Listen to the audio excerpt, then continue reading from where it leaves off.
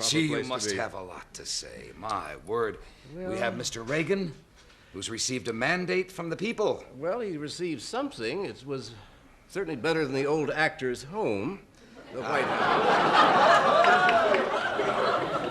Now, if I were he, to be really shrewd, he ought to let his hair go white. And just simply say, and just suddenly appear, after all those years of that waxy buildup, just... Now, wait, he denies that, and they've come up with proof, and he hasn't touched his hair. Oh, well, maybe somebody else touches it. I don't think...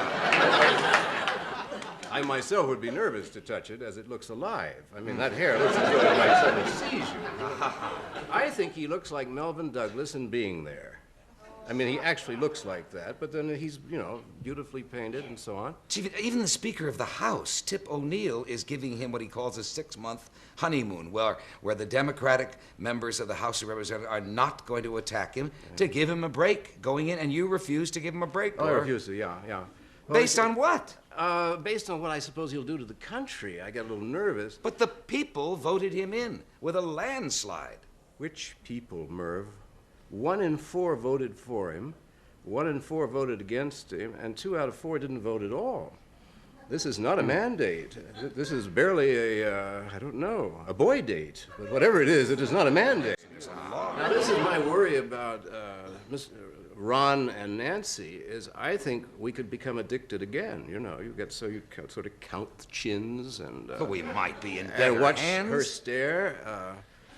Well, I don't know better hands, but just knowing the two are there, it's like it's going to be like an old movie, And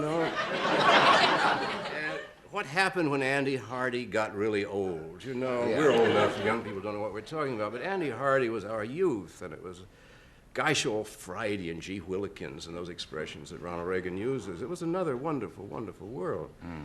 It's a little geriatric now, but it'll be... Can't we look at his track record? He did rather well for the state of California. Well, yes, he ambled along through the governorship. First time we ever had a surplus in the state treasury. A surplus, which was achieved by the largest tax increase in the history of California. But he gave it back to the people? Just before the next election, and he kept a lot of it for the government, He was kind of weird. I think if he, of course, he's 30% in taxes now. He's obliged to cut over the next 3 years. Right. That'll be very exciting because he wants to add $30 billion to the defense budget against godless, atheistic, monolithic communism, which is forever on the march, even now as we sit here. And this money, by divine right, has to go to the Pentagon. Yeah. The map is getting a little small as to all those so's the red countries that are closing in on us over there. The budget is getting smaller, Merv. 79% of the budget, most people don't know this, 79% of the federal budget can never be cut.